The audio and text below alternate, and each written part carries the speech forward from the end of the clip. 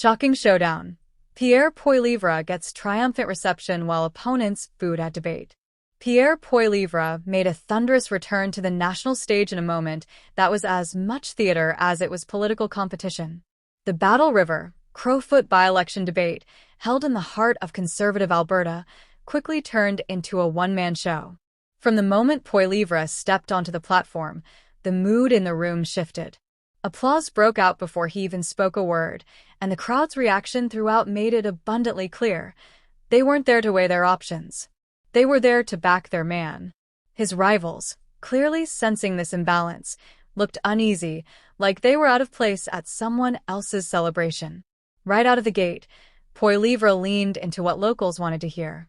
He gave a warm, personal thank you to regional leaders, family farmers, energy sector workers, veterans, and military families. His speech wasn't just a checklist of gratitude. It had the emotional depth and grounded sincerity that made it feel real. He didn't sound like someone visiting Alberta to win a seat. He sounded like someone defending home turf. When he spoke of faith, family, freedom, and neighborliness, it wasn't campaign fluff. It was cultural currency. You could feel that connection in the crowd's enthusiastic response. He didn't stay in the warm and fuzzy zone for long. Poilievre shifted into full campaign mode with the kind of clarity and punch his supporters expect. He took credit for applying enough pressure to force the federal Liberals to adjust their carbon tax stance, a move that drew loud cheers. He called for a major overhaul of immigration policies to ensure newcomers fill needed roles without overwhelming local services.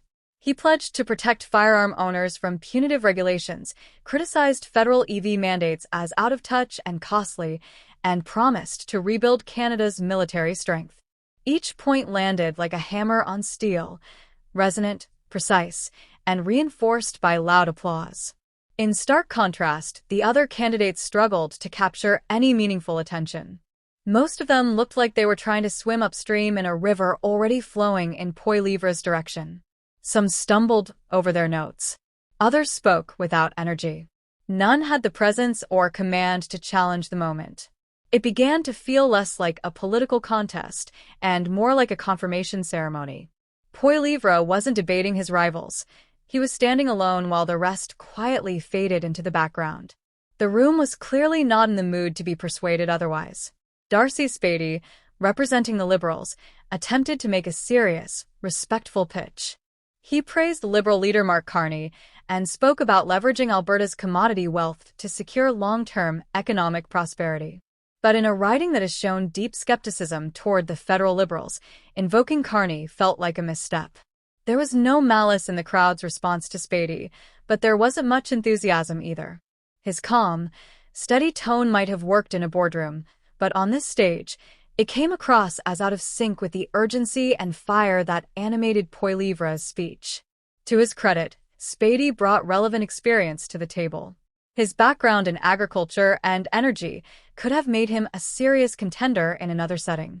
He tried to frame his message around practical solutions, referencing things like Bill C-5 and broader access to energy markets. But he never quite broke through the noise. He was polite, restrained, and possibly even too measured. In a moment where boldness was currency, caution didn't pay off. The audience didn't boo, but they didn't buy in either. He left the stage with a quiet, respectful round of applause, a stark contrast to the roar that accompanied Poilievre. The remaining candidates from smaller parties struggled even more to get noticed.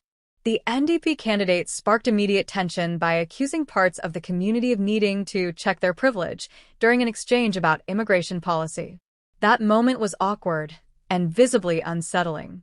In a region defined by self-reliance and economic hardship, that kind of rhetoric rang hollow. The Libertarian, Green, and PPC candidates recited their talking points, but none of them brought energy, urgency, or personal connection. Even their best lines faded into the background noise of a crowd already decided. There was also a quirky subplot involving the longest ballot committee, a satirical protest meant to mock Canada's election system by fielding hundreds of joke candidates. Their representatives showed up and tried to make their point, but the crowd wasn't in the mood. What might have drawn a few laughs in a more laid-back setting instead felt distracting and irrelevant. With so much at stake and so much excitement centered on Poilievre, there was no appetite for satire. The audience came for leadership, not gimmicks. All of this unfolded against the backdrop of a riding that has historically voted 80 to 85% conservative. In other words, Poilievre didn't just win the crowd, he was walking into a stronghold. Still, the debate served an important symbolic function. It showed that nothing had shifted. If anything, the ground had hardened even more in his favor. With over 200 names on the ballot and Elections Canada adjusting to simplified write-in procedures, there's little question about the outcome.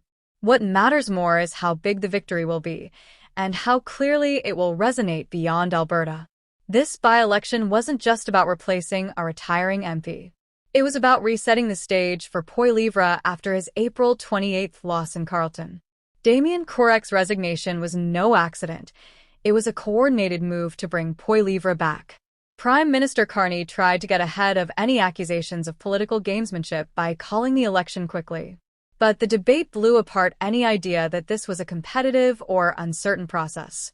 It became a coronation, and Poilievre seized the opportunity to cement his re-entry into the House of Commons with authority. Local observers, campaign volunteers, and even neutral attendees came away saying the same thing. This wasn't close.